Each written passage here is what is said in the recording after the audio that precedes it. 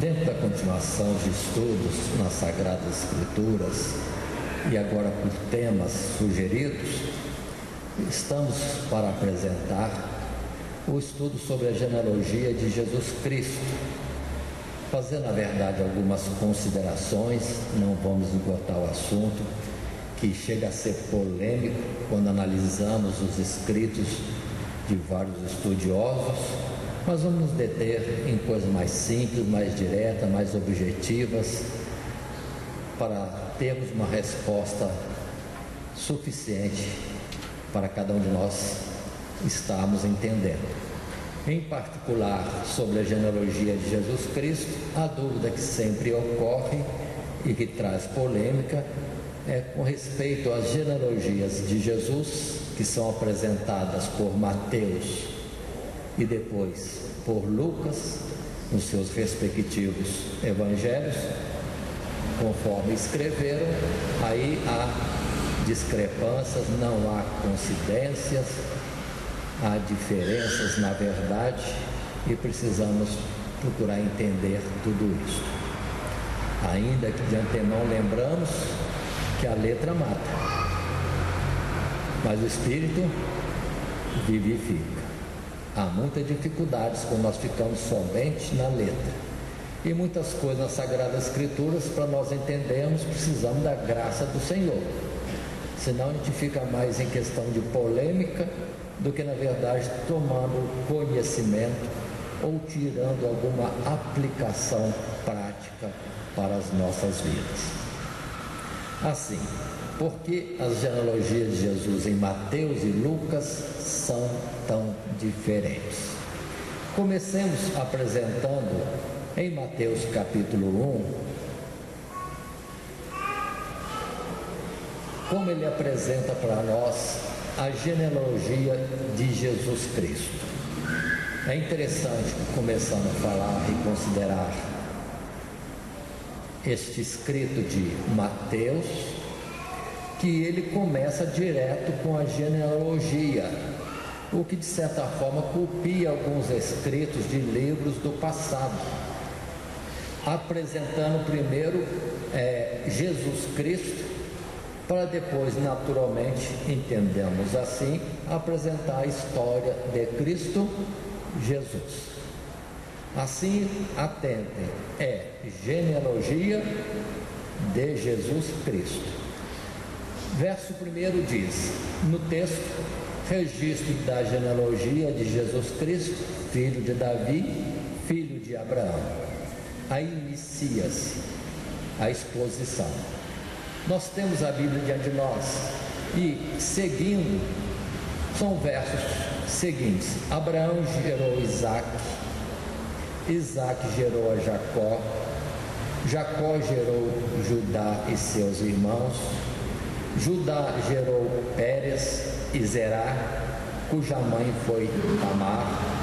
Pérez gerou Esrom, Esrom gerou Arão, Arão gerou Aminadab, Aminadab gerou Naasson, Naasson gerou Salmão, Salmão gerou Boaz, cuja mãe foi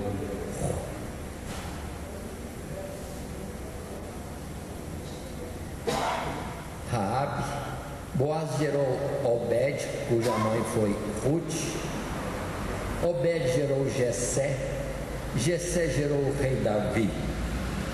Davi gerou Salomão, cuja mãe tinha sido mulher de Urias. Salomão gerou Roboão, e assim a sequência natural. Não cansemos de ler. Há alguns que começam a ler e já pulam para o verso último e evitam até de ler, achando enfadonha a leitura. Mas tenhamos paciência, é a palavra do Senhor, e não foi em vão que alguém teve um trabalho maior de pesquisar e depois, com muito cuidado, escrever naquele sistema antigo que era bastante difícil. Assim, verso 7 diz: Salomão gerou Roboão, Roboão gerou Abias, Abias gerou Asa, Asa gerou Josafá, Josafá gerou Jorão, Jorão gerou Uzias, Uzias gerou Jotão, Jotão gerou Acás, Acás gerou Ezequias, Ezequias gerou Manassés, Manassés gerou Amon, Amon gerou Josias, e Josias gerou Jeconias e seus irmãos no tempo do exílio na Babilônia. Segunda fase dessa genealogia. Uma terceira aparece a partir do verso 12, quando diz: depois do exílio na Babilônia, Jeconias gerou a Salatiel, Salatiel gerou Zorobabel, Zorobabel gerou Abiúde, Abiúde gerou Eliaquim, Eliaquim gerou Azor, Azor gerou Sadoc, Sadoc gerou Aquim, Aquim gerou Eliúde, Eliúde gerou Eleazar, Eleazar gerou marido de Maria, da qual nasceu Jesus, que é chamado Cristo, o ungido. A terceira fase é esta. O verso 17 deste capítulo 1 de Mateus salienta: assim ao todo houve 14 gerações de Abraão a Davi, 14 de Davi até o exílio na Babilônia e 14 do exílio até o Cristo, Jesus. Essas são as colocações que nós temos até aqui em Mateus. Agora, sempre há polêmica, estudiosos pesquisam, analisam, trabalham arduamente sobre o texto e apresentam muitas dificuldades. Mas fiquemos na simplicidade, é o que diz o Salmo 131, que Davi deixou escrito, que não se exercitava em grandes coisas. Porque na verdade não é isso que vai trazer a nós a salvação, ainda que Deus pode nos salvar talvez com a revelação de algo em versos tão simples assim, conforme o histórico que nós temos, de que num certo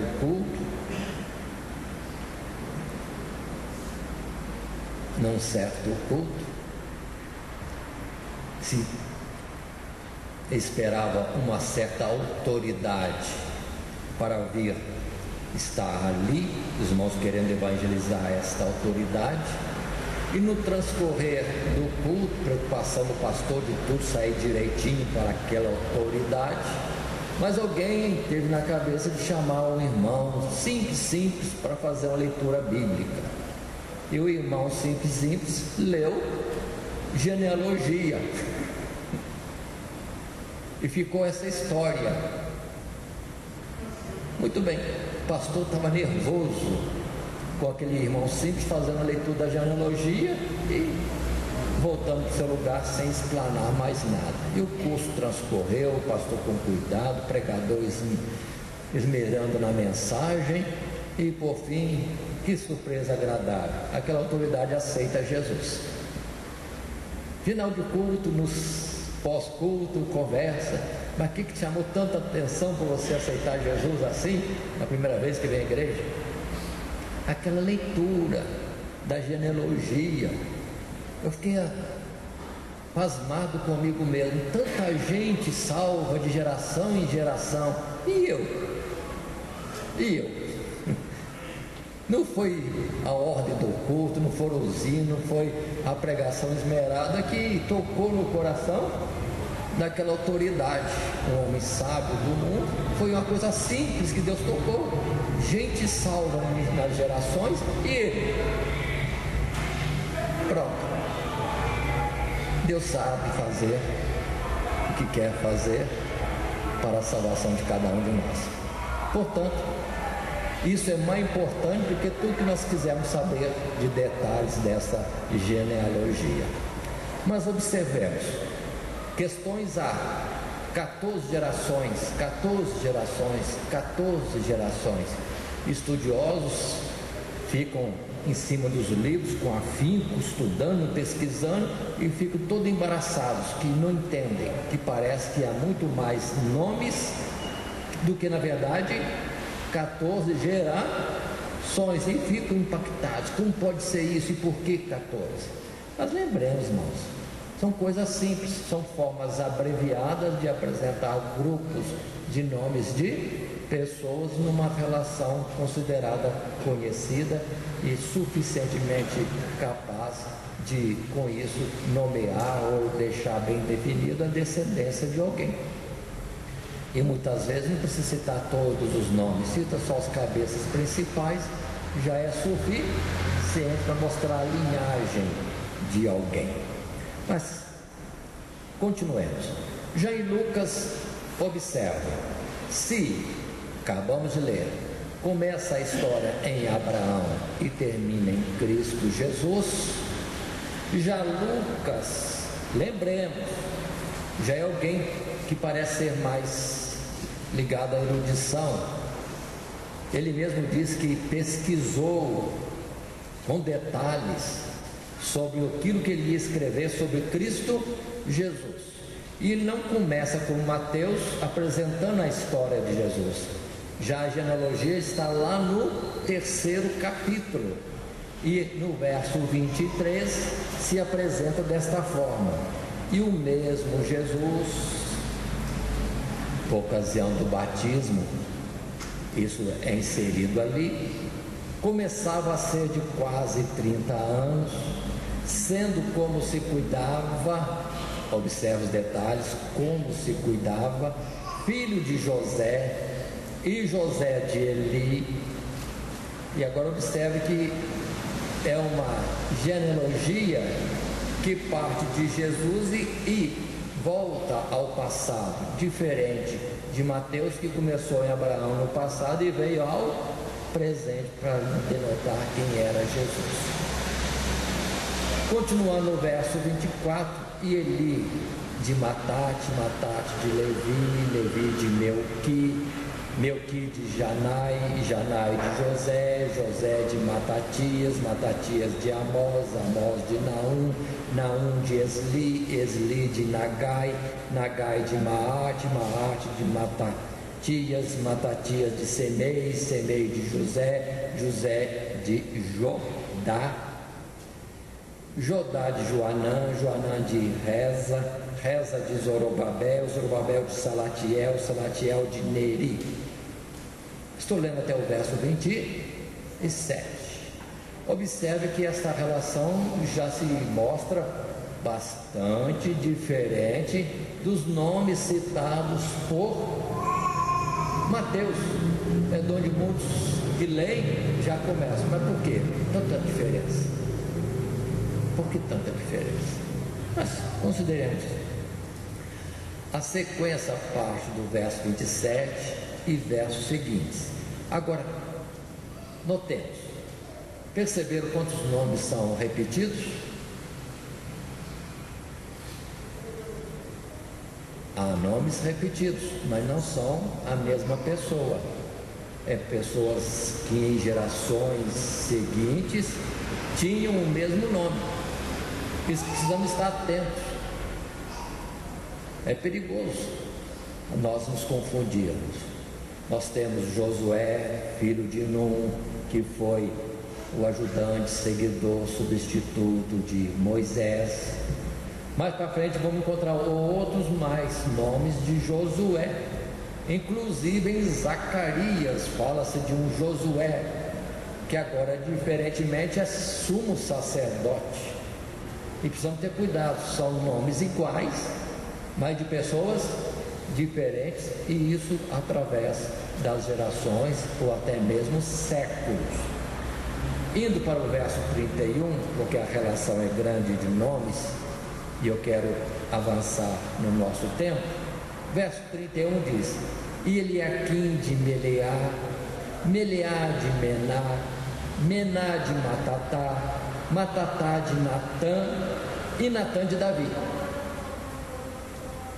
Observe Mateus, uma genealogia, Lucas, outra genealogia bem diferente, mas tem um ponto comum, agora em Davi. E segue de Davi à frente, dizendo: Davi de Jessé, Jessé de Obed, é o verso 32, Obed de Boaz, Boaz de Salá, Salat, Naasson, os nomes são semelhantes aos anteriores, ainda mais nesta relação, que é antes de Davi. E dá-se a sequência, verso 34, e Judá de Jacó, Jacó de Isaac, Isaac de Abraão, Abraão de Tera, e Tera de Naor. Depois, continua a sequência, estou agora passando ao verso 38. Finalmente chegamos a Cainã, de Enos, e Enos de Sete, Sete de Adão, e Adão de Deus. Naturalmente tiveram raciocínios diferentes, esses dois escritores. Mas continuemos um pouco mais. Observe o texto que apresenta. A genealogia de Jesus no Evangelho de Mateus, desde o verso 1 até o verso 17 do primeiro capítulo, apresenta antepassados divididos em 3 módulos de 14 gerações cada. De Abraão a Davi, em seguida, naturalmente, até o cativeiro babilônico de Davi, depois chegando por último em José, marido de Maria, mãe de Jesus. Continuemos. Este é o grupo real de 14 gerações, desde que todos neste grupo foram reis. Se observar, todos reis, todos eles. O grupo começa com Davi e fecha com Josias. Na verdade, o primeiro rei construído por Deus segundo a sua vontade, segundo o seu coração, e terminando com o último rei, Josias. Mas o último rei foi Josias? Não foi Josias, foi Zedequias. Questões, problemas, mas fiquemos simples. É o plano de apresentação de genealogia de Mateus. Colocou desde o rei Davi até o último rei livre dentre os povos, construído na geração dos filhos de Davi, na genealogia normal. Já depois de Josias, os reis constituídos já foram por Neco, rei do Egito, e depois por Nabucodonosor, rei de Babilônia. Seria este o motivo pelo que Mateus não colocou? São explicações, considerações, mas nem levemos em conta. Precisamos entender que é uma representação. Mas Mateus segue a genealogia de Jesus a Abraão. Observemos mais um detalhe, agora em Lucas. Em Lucas, capítulo 3, essa genealogia é diferente. São descritos 54 antepassados, sendo que a partir de Davi, a lista segue por Natã, e não por Salomão, como está em Mateus. Pronto. E agora? É uma situação bem crítica. Filhos de Davi, um é Salomão e o outro é Natã. Mateus fala por Salomão, rei, mas Lucas coloca Natã. Continua. Lucas segue a genealogia de Jesus a Adão. E continua a pergunta: por que as genealogias de Jesus em Mateus e Lucas são tão diferentes? Continuemos considerando. É certo acreditar que Mateus e Lucas estejam seguindo genealogias completamente diferentes. Cada um teve o seu raciocínio, a sua fonte de pesquisa. Continuemos. Por exemplo, Mateus diz que o pai de José era Jacó. É o verso 16. Enquanto Lucas que o pai de José era Eli. Em Mateus 1,6 segue a linha através de Salomão, filho de Davi. Enquanto Lucas, verso 31 do capítulo 3, segue a linha através de Natã, filho de Davi. Se temos duas genealogias diferentes, naturalmente tem que ter um objetivo diferente nessa genealogia. Continuemos. Alguns acreditam que essas diferenças sejam evidência de que a Bíblia contém erros. No entanto, os judeus eram muito cuidadosos com os seus registros, principalmente com as genealogias. Não vamos julgar tudo como erro da Bíblia, erro dos homens. Não há falhas de homens, há falhas. Mas em tudo isso, ainda que pareça falhas, Deus é maior para que a essência da mensagem chegue a nós. Quanto mais agora, com tantas línguas no mundo, tanta gente ousando fazer tradução da Bíblia para a sua linguagem, ou para a sua nação, ou para a sua religião, há uma tendência natural das pessoas escolherem palavras conforme a sua visão, ainda mais agora nesses fins de tempo, com tantas religiões cristãs tão adversas, tão contrárias nas suas partes, até mesmo doutrinárias. Então, erros pode haver, mas lá no princípio não havia luta, não havia questão, havia sinceridade, havia propósitos, é o que nós precisamos entender. Então não vamos julgar tudo que é erro.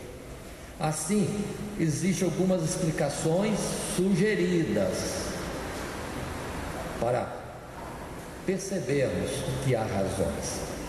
Uma primeira explicação, digamos assim, segundo a interpretação conservadora da igreja, a diferença entre essas duas genealogias encontra-se no objetivo de cada autor. No caso de Mateus, a intenção seria apresentar Jesus como Messias, rei da linhagem de Davi, que veio libertar o povo eleito do jugo da escravidão. Tanto que Mateus seria o livro de Jesus, é a apresentação de Jesus. E o cuidado, seu alvo, mostrar que na genealogia Jesus tem reis, eram reis. Continuemos. Em Lucas, a preocupação do autor encontra-se em apresentar Jesus como o Salvador universal. Tem sua linhagem desde Adão, ou seja, Jesus seria um segundo Adão, que veio para resgatar a humanidade da queda ocorrida no Éden. São focos diferentes. Um preocupado com os reis, outro preocupado em chegar em Adão, mostrar que Jesus é na sequência de Adão. E Paulo apresenta para nós sim que houve um primeiro Adão e depois um último Adão. Um Adão que na verdade era a alma vivente, mas o segundo Adão e o último Adão é o espírito vivificante. São explicações que alguém acha para entender Lucas na sua forma de exposição. Uma segunda explicação, que na verdade é a afirmação básica do catolicismo romano, que muitos pensadores romanos ou do catolicismo romano colocaram, já é que em Lucas há a colocação de uma genealogia natural, enquanto que em Mateus apresenta uma genealogia legal. Repitamos, quem escreve isso, quem defendeu muito isso e deu origem a esse pensamento católico, que não é na verdade só católico, foi um abade, um filósofo. Mas ele afirmava o seguinte: pode-se afirmar que Mateus apresentava a genealogia legal, vamos explicar mais em detalhes daqui a pouco, e Lucas genealogia natural, sendo a primeira referente a José e a segunda segundo Maria. Ou seja, Mateus, na sua preocupação de colocar os reis e a genealogia legal, teria pego uma genealogia em José, para legalmente falar do pai, na sequência chegar aos reis e dos reis a Abraão. Mas e a outra diferente? Explicam, justificam que a segunda Em Lucas é para apresentar a genealogia natural, lembrando, defendendo a ideia de que em Jesus Cristo não há DNA de José. É uma paternidade reconhecida. Aí lembremos do verso inicial de Lucas, no capítulo 3, verso que nós iniciamos a leitura da genealogia, que Lucas coloca que Jesus afirmava, Jesus defendia e dizia que era filho de José. Ainda que não carnalmente, mas dentro do direito da adoção e do casamento com Maria, o pai de Jesus, o próprio Jesus dizia, era José. Mas observemos, embora aparentemente se refiram ambas a José, ambas genealogias se refiram a José, e com certas considerações, levando em conta que entre os nomes citados, Eli, dizer que o pai de José fosse Eli, e buscando a sequência, não vai encontrar nada.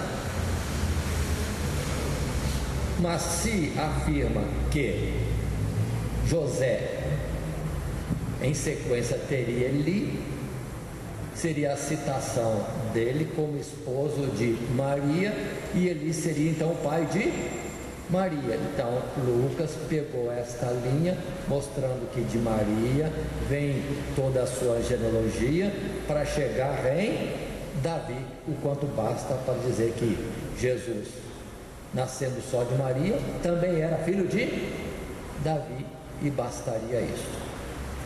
Continuemos. Ambas genealogias têm Davi como ponto de referência, comum para uma série diferente de nomes, o que confirmaria a proposição de uma genealogia legal e outra natural. Se alguém quer DNA, ou seja, o pai ou a mãe, vamos dizer assim, de sangue, então Lucas apresentou esta genealogia. Assim, os evangelistas dariam a genealogia de Jesus sob dois aspectos diferentes, apresentando como herdeiro de Davi, não somente legal, mas até por sangue, natural, e no caso em Eli, e depois Maria, esposa de José. São explicações dos homens, e que tem a sua validade, considerando muitos aspectos. O principal é isso, a diferenciação no início. José, qual o próximo? Mateus, Jacó. Lucas, Eli. Sequência toda diferente.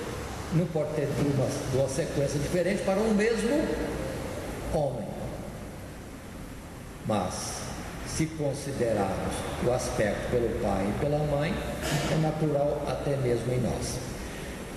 Um texto seguinte poderíamos considerar dizendo: levando em consideração todos esses conceitos, a maioria dos estudiosos bíblicos acredita que Lucas esteja registrando a genealogia de Maria e Mateus a de José. Mateus está seguindo a linhagem de José, pai legal de Jesus, através de Salomão, filho de Davi, enquanto que Lucas está seguindo a linhagem de Maria, parente sanguíneo de Jesus, naturalmente, através de Natã, que também é filho de Davi. Não existia uma palavra grega para genro, e por isso José teria sido considerado um filho de Eli, por ter se desposado ou casado com Maria, filha de Eli. Isso entre os judeus é mais que natural, não teria problema nenhum, por causa também dessa parte linguística. Não existia a palavra gênero no original em termos, sempre era alguém gerando alguém, apresentando a sua genealogia. Continuemos. Não devemos achar estranho que tenhamos duas genealogias. Todo mundo tem duas genealogias, uma de seu pai e uma de sua mãe. Agora, o pai de Jesus era Deus e, portanto, ele teria uma genealogia especial. E nisso, se de fato essa explicação é verdadeira, Deus teve até este cuidado, deixar para nós, nos registros antigos, que Maria, se alguém quisesse discutir, brigar, que não tem nada de Davi na descendência dele, entretanto, Lucas está apresentando uma descendência diferente, que termina em Davi. Ou seja, Deus cuidou de conduzir as coisas de tal forma que no final não precisa ter discussão de nada, porque a palavra de Deus é mantida de um jeito e de outro, para cessar as discussões e as contendas entre os homens. Continuando, Jesus, que deveria pela sociedade ser o filho de José, era filho de Eli, que era filho de Matã, ou Matã, e etc. Ele não era filho de Eli, de José, já que segundo Mateus, o pai de José não foi Eli, mas Jacó, através de quem, portanto, Jesus foi filho de Eli. A resposta que todos, agora não só os estudiosos católicos, mas os evangélicos de modo geral também colocam, é que é através de Maria, é claro, dizem que é esta genealogia de Lucas. Mas continuemos. Uma outra explicação é que Mateus esteja seguindo a linhagem primária, enquanto Lucas esteja levando em consideração as ocorrências da lei do levirato. O que é lei do levirato? Se um homem morresse sem nenhum filho, é tradição que o irmão desse homem casasse com sua esposa e tivesse um filho que desse continuidade ou continuação ao nome de seu irmão. É o que nós temos na descendência de Judá, por exemplo. Judá tinha 3 filhos, o primeiro morreu sem deixar descendência, ainda que casado. O segundo assumiu a esposa para gerar filho para o nome do primogênito. Também esse não gerou filho, foi para o terceiro a proposição. Só que aí a história muda a outros acontecimentos, mas é a chamada lei do levirato. Mas continuemos. Se um homem morresse sem deixar filho, o seu irmão faria gerar um filho para ele,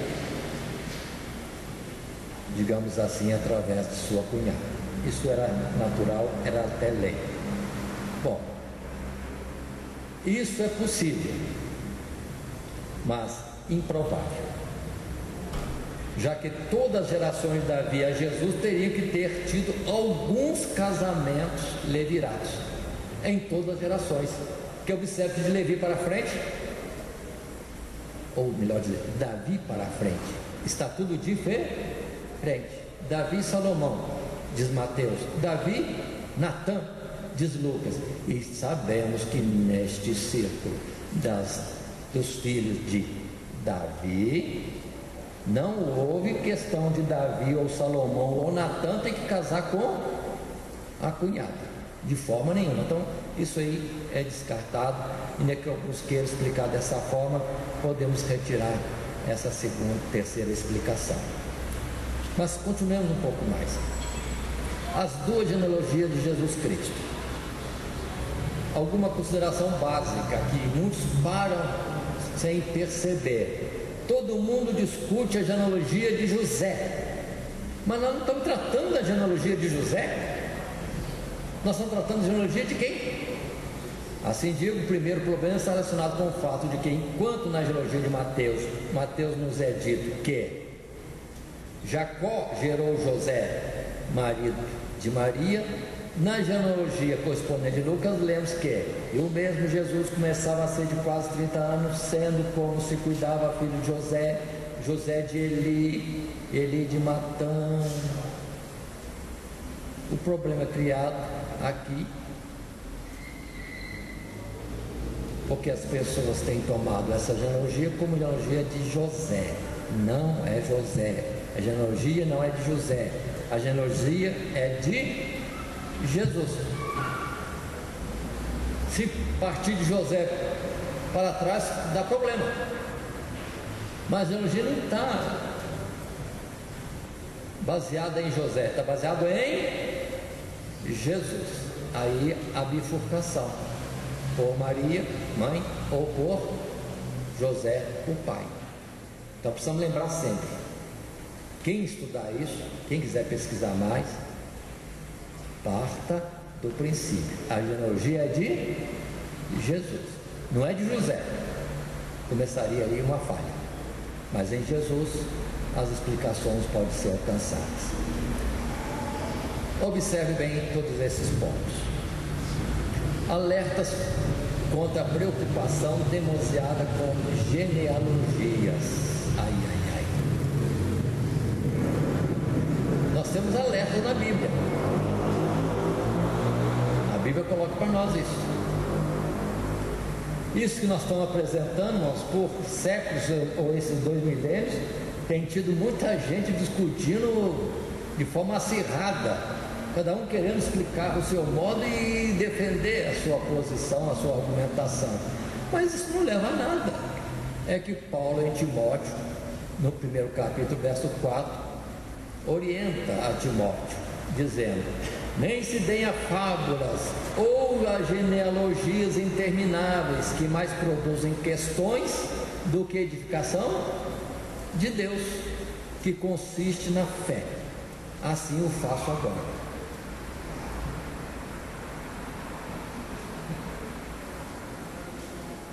Pode-se ler, pode-se conversar, pode argumentar, pode-se procurar, pode... Sim, mas por favor, isso aí não é questão de fé. A salvação não está em defender um jeito da genealogia de Lucas ou de Mateus, não. Descansa. Jesus veio de Davi, de uma forma ou de outra veio de Davi. Jesus veio de Abraão, de uma forma ou de outra veio de Abraão. De uma forma e outra, e não tem outra forma. Ele veio de Noé, e não tem outra forma.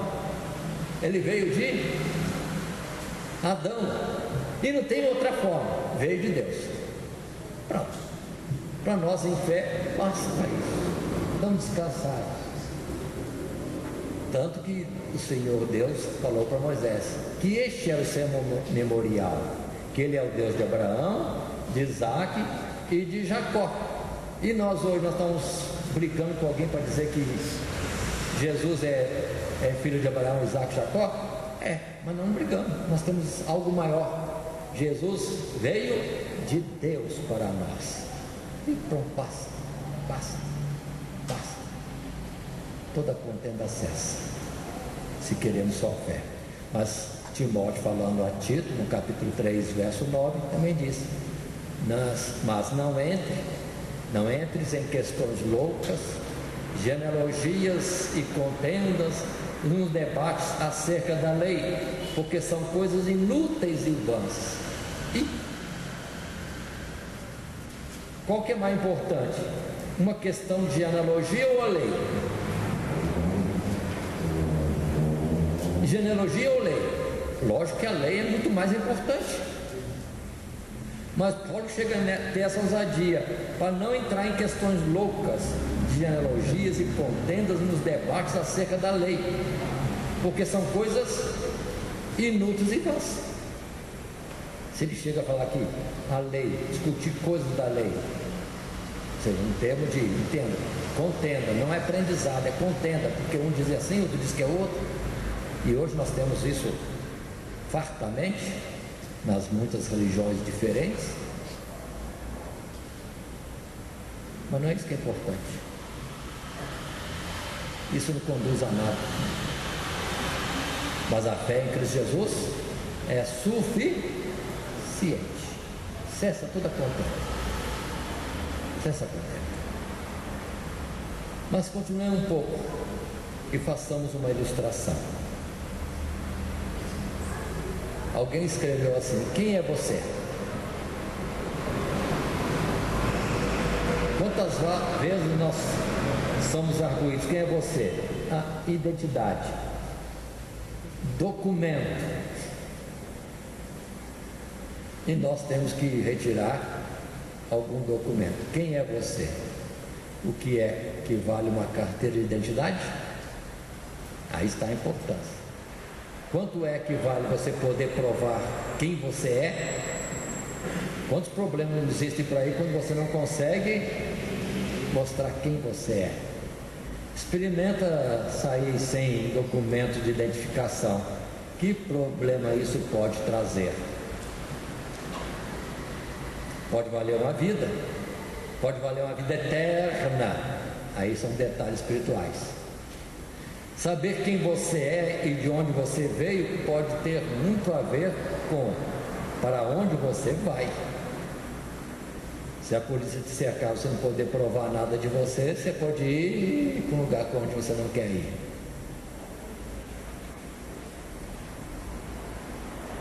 Assim vemos no início do Evangelho de Mateus a carteira de identidade de Jesus Cristo. Pronto. Mateus cuidou. Estou falando deste Jesus. Segundo as Escrituras, dizia Paulo, e da argumentação na genealogia. Se você está com a sua carteira de identidade, naturalmente está, vamos olhar uma coisa nessa carteira. O que é que diz sua carteira de identidade? Nome, número e tantas informações num pedacinho de papel. E tem a foto ainda, né? Já tem a foto.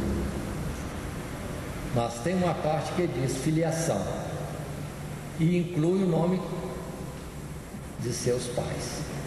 Segundo o Evangelho de Mateus, Deus é capaz de fazer um milagre na sua vida. Ele pode mudar a sua filiação. Deus pode ou não pode fazer isso? Deus pode.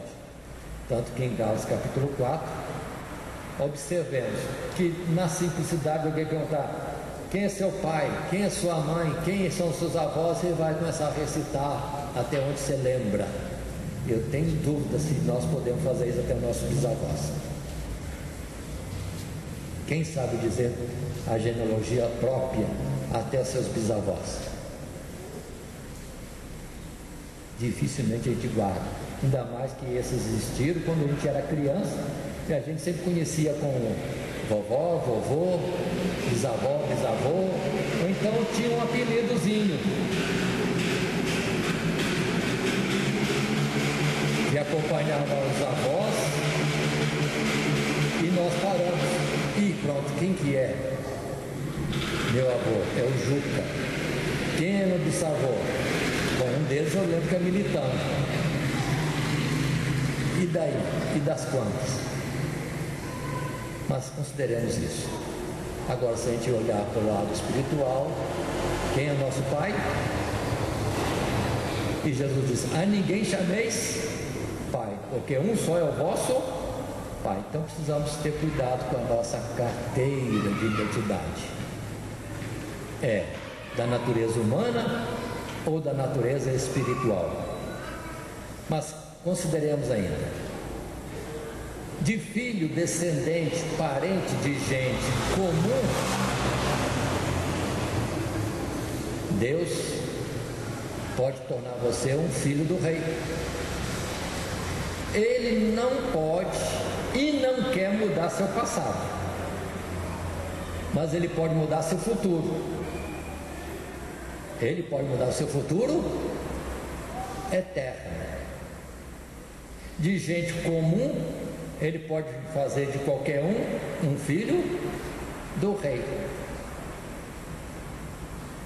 Observe essas coisas.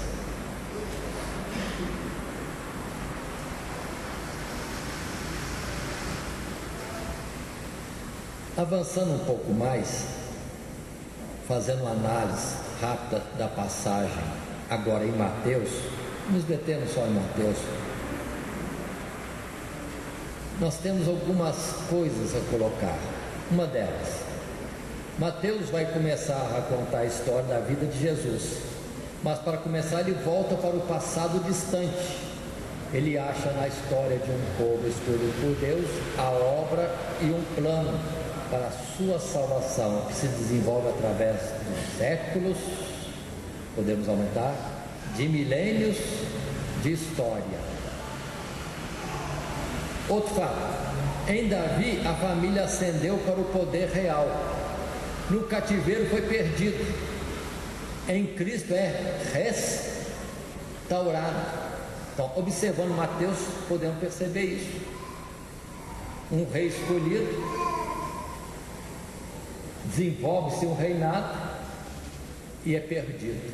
Mas em Cristo Jesus, a casa, o tabernáculo de Davi que estava caído, foi reerguida em Cristo. E Jesus é outra forma de entendermos.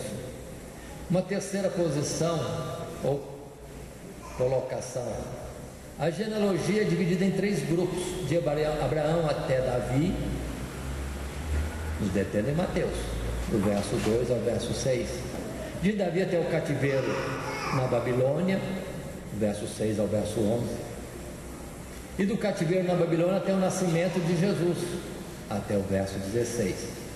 Durante cada uma dessas épocas, ou cada um desses períodos, uma aliança foi dada. Sim ou não? Uma aliança foi dada. Abraão, Davi e a nova aliança em Cristo Jesus.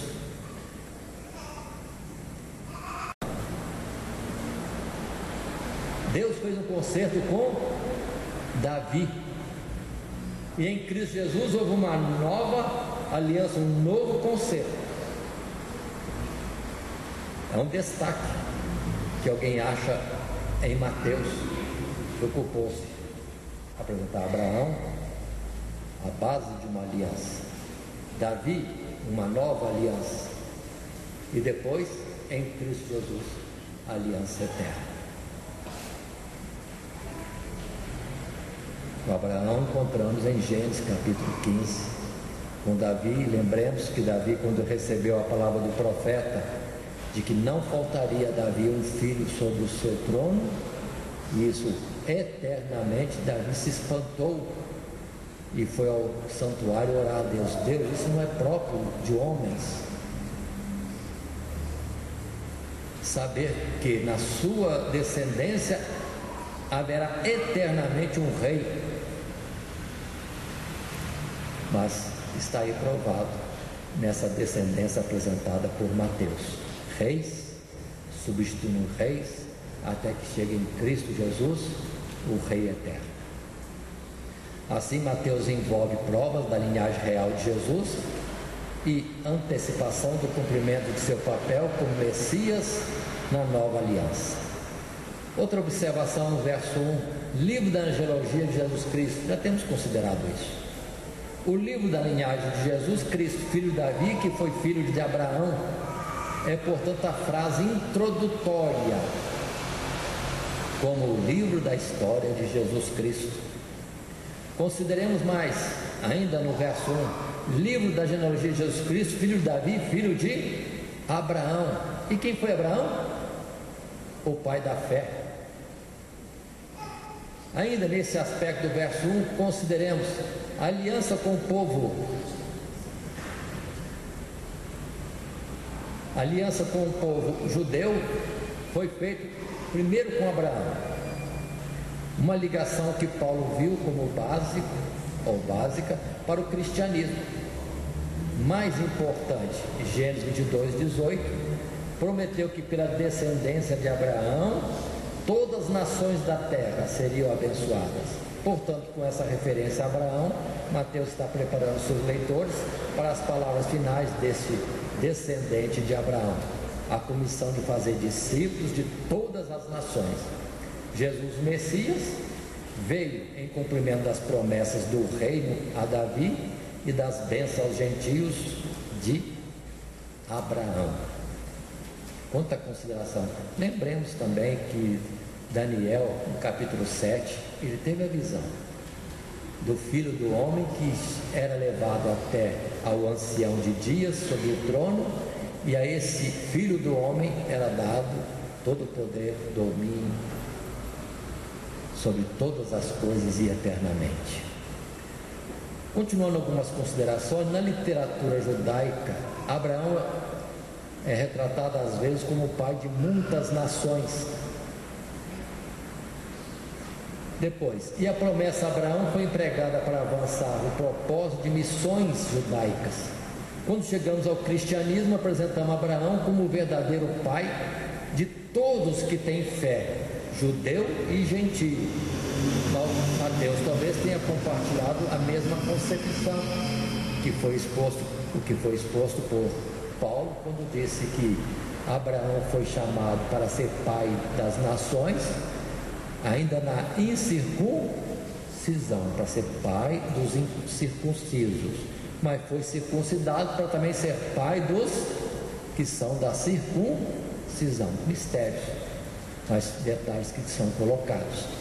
Ainda, verso 2: Abraão gerou Isaac, Isaac a Jacó, Jacó a Judá e seus irmãos.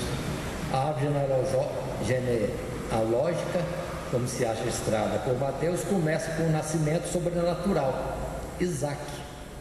Segue com o outro, nascimento sobrenatural, Jacó, naturalmente com Esaú. Ou seja, o de Isaac, e termina com o outro, ou seja, o de Cristo Jesus. São considerações que alguns fazem apenas no livro de Mateus. Ainda, verso 3, verso 5: Judá gerou de Tamar a Pérez e a Zera. Pérez gerou a Esrom a Arão. Arão gerou a Aminadab a Naasson a Salmão gerou de Raabe a Boaz. Este de Ruth gerou a Obed e Obed a Jessé. Aqui temos duas mulheres, Tamar e também Ruth. Quem era Tamar? Como é que ela gerou a descendência? Se considerarmos de Davi por Salomão, qual é a genealogia de Jesus por Salomão? Batseba. Observe bem. Muito bem. E segue mais alguma coisa. Mas consideremos nestes versos 3 a verso 5 a inclusão dessas 4 mulheres na genealogia do Messias, ao que, em vez de somente os homens, como era costume, mostra que Mateus está transmitindo algo mais do que simples fatos genealógicos.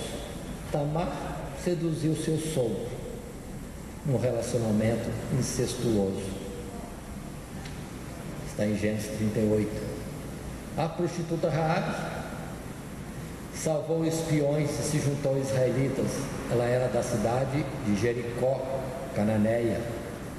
Ruth. Quem era Ruth? Sabemos muito bem, moabita. Assim, Ruth, Tamar e Raabe foram todas estrangeiras gentias. Batseba, difícil de falar, mas é a verdade. Teve uma relação de adultério com Davi, que assassinou até, para encobrir isso. Mateus vai apresentar Jesus como aquele que vai salvar seu povo de seus pecados, inclusive dentro da sua própria genealogia. E esse versículo pode ser uma referência para trás a alguns dos seus progenitores mais conhecidos.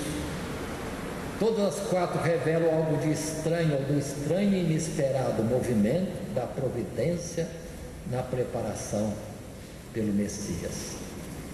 Se fosse homens, iam cuidar para ser tudo direitinho, apresentar a glória dos homens, mas Jesus, Deus, não esconde os podres, mostra a realidade de cada um de nós, porque em nós mesmos não há nada bom, mas Ele pode tornar-nos bons. Ele pode tirar-nos lá do profundo do lodo e moldar-nos como uma pedra preciosa, burilados e brilhantes na sua presença.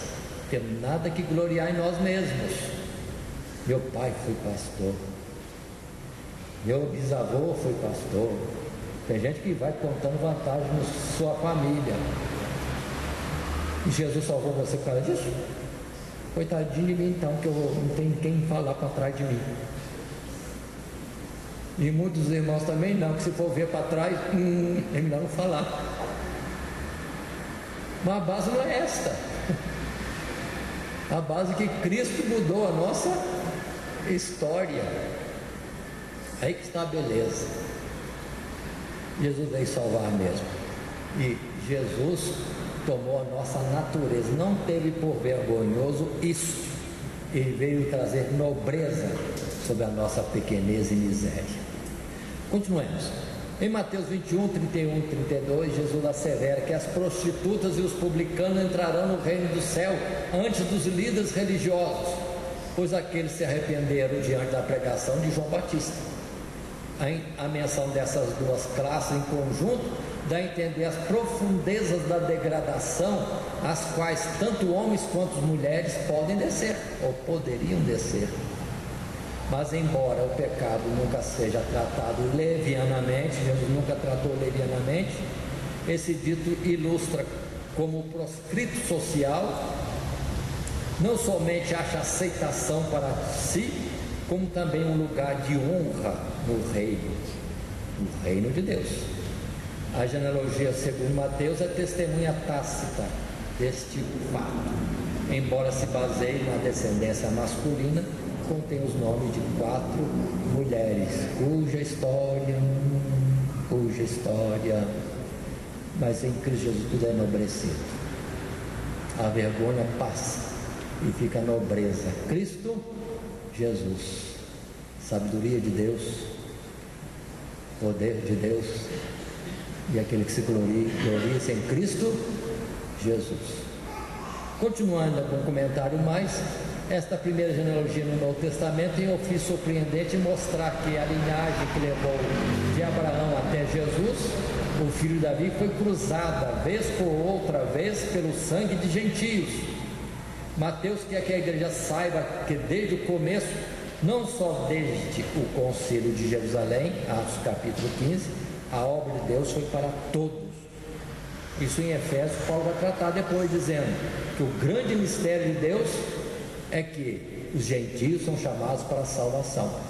Quando se burlando, até hoje gente enobrecendo os judeus por ser judeu, enquanto na verdade os judeus são de Deus, mas os gentios também são de Deus.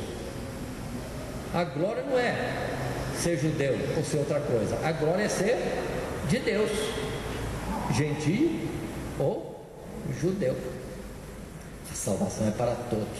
Na verdade, Abraão não era ninguém, foi tirado dentre um povo, e ele em si mesmo morreria, não deixaria história nem descendência, mas Deus constrói nele uma história de salvação, modelo para a salvação de todas as nações que já existiam no mundo no tempo de Abraão, e no meio dos quais já existia profetas de Deus.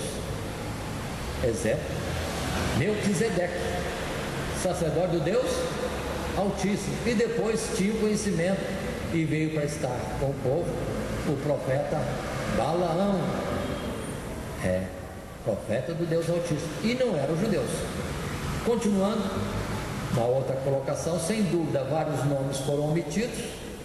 O verbo grego traduzido gerou não requer o sentido de relacionamento imediato, mas frequentemente significa algo como foi o antepassado de, ou foi o progenitor de.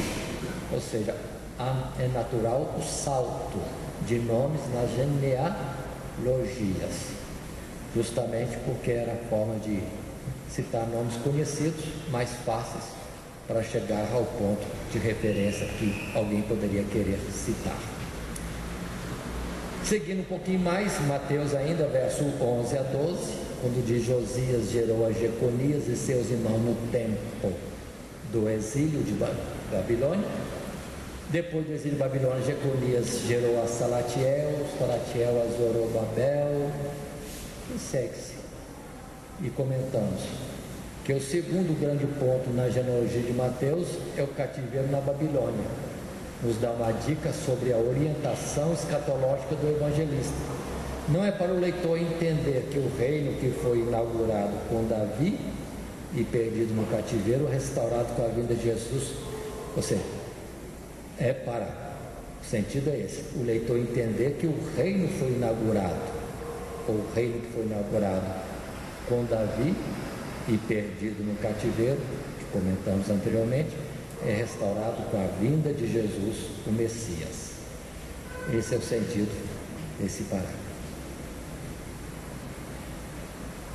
Passando uma aplicação imediata, irmãos, pessoas questionaram de Jesus. Se pessoas hoje em dia atacam ou criticam os seguidores de Jesus, podemos lembrar que o nosso Senhor foi também cruelmente atacado e criticado.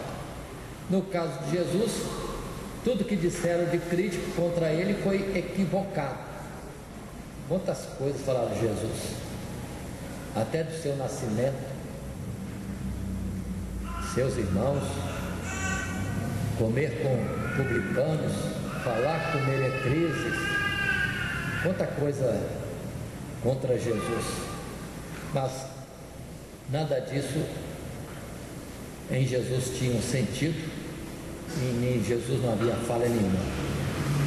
Mas seja o que for, Deus é capaz de superar tudo isso, desde que temos Cristo como nosso parente. Se Deus conseguiu realizar toda a sua obra através de gerações de homens e mulheres falhos, como os antepassados de Jesus, Ele ainda pode realizar grandes coisas através de todos nós nos dias de hoje. Observem, havia membros de destaque de grande fé na linhagem de Davi, mas havia pessoas também que cometeram grandes erros e pecados. Davi mesmo foi uma delas. Não devemos confiar num passado religioso de ninguém. A nossa confiança tem que ser no nosso relacionamento pessoal com Deus, hoje, e na graça e misericórdia dele para conosco. Todos os erros passados não impediram Jesus de ser rei. Seus antepassados erraram, pecaram, cometeram atrocidades. Se alguém ler com cuidado o livro de Reis, por pouco se perde tudo. Humanamente seria perdido. A promessa de Deus de trazer geração em Davi e no trono, mas Deus sempre intervém, de uma forma ou de outra. Deus intervém e cumpre a sua vontade. Se atentarmos também para o tempo de Esther, quando Ramã ou Amã, primeiro-ministro do império, mandou matar todos os judeus, e aquilo já era decreto para executar, é uma providência de Deus através de Esther e dá o livramento. Mas Mardoqueu estava seguro, sabendo que viria livramento, e disse para a rainha Esther: ou você considera que está nessa posição de rainha para este momento, ou então você vai sofrer os danos, mas livramento da parte de Deus virá. A rainha Esther tomou isso em conta e tomou posição, agiu, pronto, e os judeus foram salvos. Irmãos, a história nossa no mundo é de fim, já, em qualquer momento, do povo de Deus, da obra de Deus. Mas descansa. Deus é o dono da obra. Ele sabe o que fazer.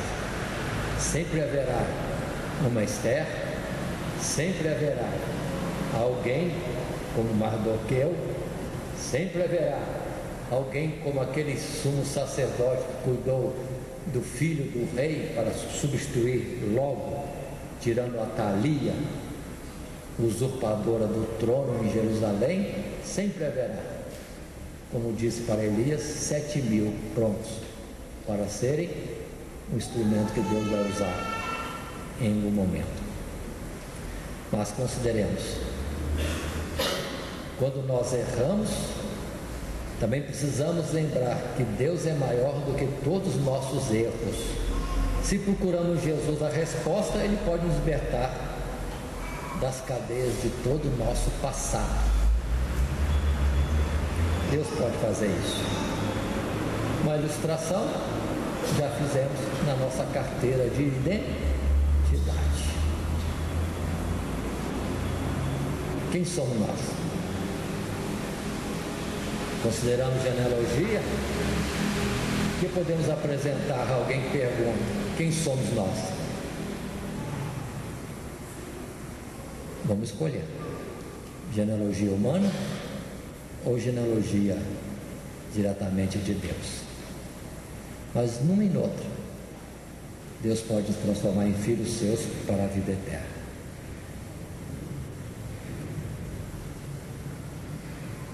Que Deus assim nos abençoe, em Cristo Jesus. Amém.